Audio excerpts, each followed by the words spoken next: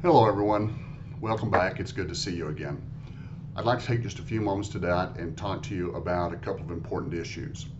First of all, we have finished the drama unit. We finished the play Hamlet, Prince of Denmark. I'm sure you've enjoyed it. You've got some good notes over it, and we've finished that part of the quiz which covers that. So now we're getting ready to start the fiction unit, the unit over short stories. Now, under the short story tab, I've given you lots of information and it can seem a little confusing. So I want to clarify that for you. All right. The first thing you want to look at under the short story tab is the PowerPoint called Literary Criticism. Literary Criticism. Now, literary criticism is a mixed bag of tools that we use to understand literature better. You might want to jot that down. Literary criticism are the tools that the reader uses to understand literature better. Imagine you were trying to build a house and you only had one tool, a hammer. It'd be kind of hard to build a good house. But if you had a whole bunch of different tools, the right tools for the right job, you would be much better and produce a better final product. So I've given you a bag full of tools, which we will be using differently for different stories. But as you view the PowerPoint, as you review the information there, don't just look at the PowerPoint. Just looking at slides popping up on the screen is not a good way to learn the information. You're going to want to take notes.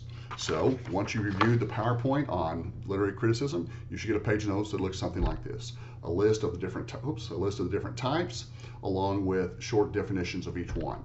Now, mine are real short. Your definitions will probably be a little bit longer because I'm already familiar with the information. I don't need to write down a lot of this to jog my memory. If you're not familiar, you want to take more detailed notes. Okay, and there's lots and lots of good types here. We'll be using different ones for different things, of course, but the most important one is, of course, the top one, formalism. Formalism. Formalism is by far the most common type of literary criticism, and we use it a lot. There's another PowerPoint on there called The Elements of Formalism. You're going to want to take good notes on that one. And again, same thing as before, just the heading, the different types of formalistic parts, and then a short definition of each one. Taking good notes will help you in a lot of ways. Just writing down the information will help you understand it better.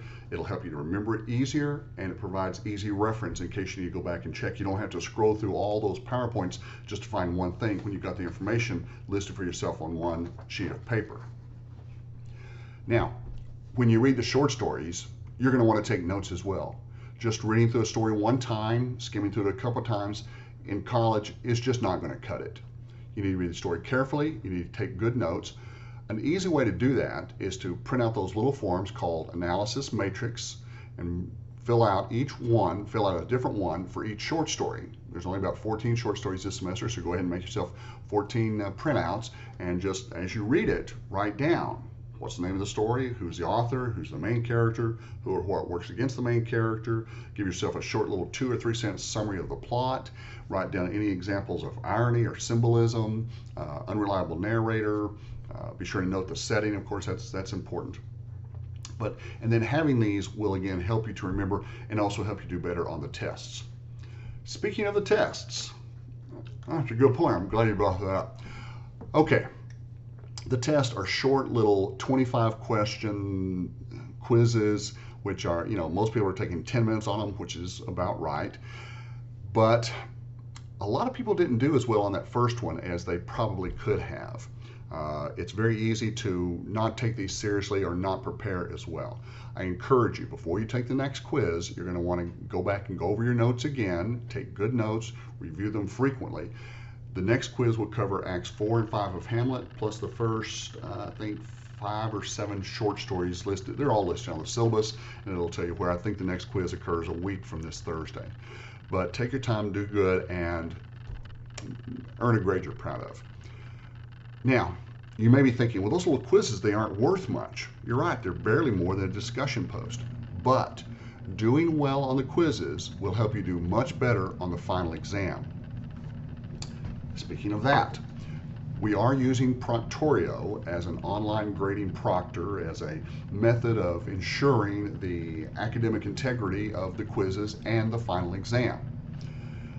No big deal the first time. There were no issues with the first one, well, except for one. But I tend to look a little more strongly at the second, third, and fourth ones. Imagine you were taking the test in my classroom. If you were looking around, looking at other people's notes, looking at other people's desks, if you were listening to music, if you had people talking in the background, I'd come over and say something to you, naturally. So you want to act like you're taking the test in the classroom. Keep your attention focused on the test, don't be looking around. And here's a very common mistake. I see this one a lot when students are attempting to cheat on the test. They'll look at the screen, read the question, and then glance over off screen at the same point repeatedly, obviously where their notes are, their laptop, or their cell phone is. Don't do that. Read the material, review thoroughly, and take the test.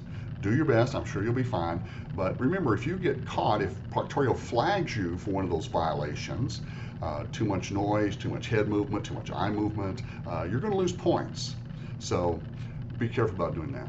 Take your time, go slow. Literature really is one of those fun things we can enjoy.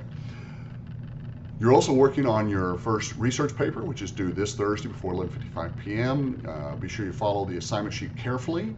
And do me a favor, before you submit, go back and review the assignment sheet, especially looking at those grading standards, and go back and look at the sample paper I provided for you. The sample paper will show you what it's supposed to look like, and with lots of good explanations and examples.